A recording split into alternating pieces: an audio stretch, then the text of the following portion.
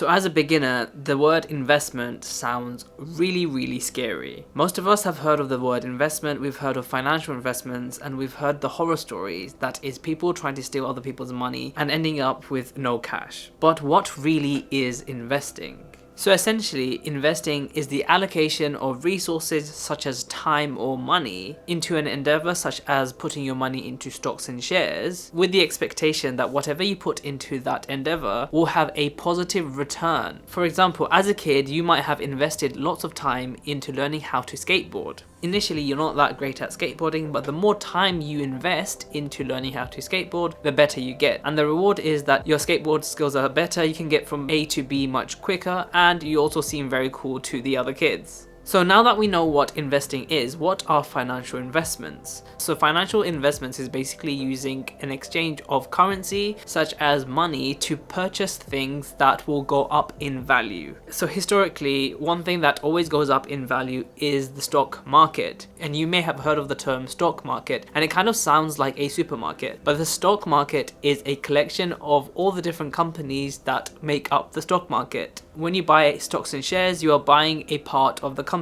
And you might be wondering why these companies need your money. So the money you put into these companies then becomes available for these companies to expand and grow. For example, hiring more people, buying better technology such as robots to increase their productivity and ultimately increase profits. And as an exchange for your money, they give a part of their company. And when the company grows and the profits increase, the value of that company increases too. Therefore, what you had in the past when you bought the company is now worth a little bit more. So now if you decide to sell that share of the company, it is worth more than you paid for. And that is essentially how investment works when trading stocks and shares. But that's not the end of it, because there's more than just stocks and shares. And if you subscribe to this channel, you will learn so much more about investing, how to start as a beginner, how you can start getting into investing in stocks and shares, especially if you're in the UK, what kind of accounts you should have, how to not end up paying too much tax on your returns, and the kind of risks involved in investing. So I only started investing just 1 year ago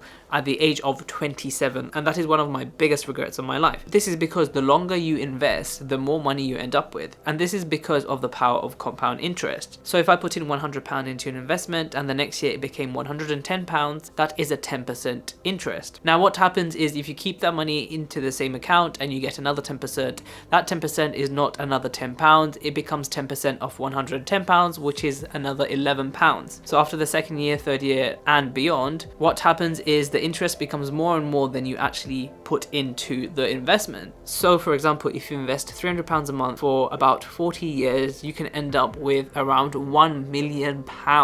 Now just think about that. That is a crazy amount of money. Even if you put £300 a month into a bank for 40 years, you would get nowhere near that. So make sure you subscribe for more videos that explain investing, and I'll see you in the next video.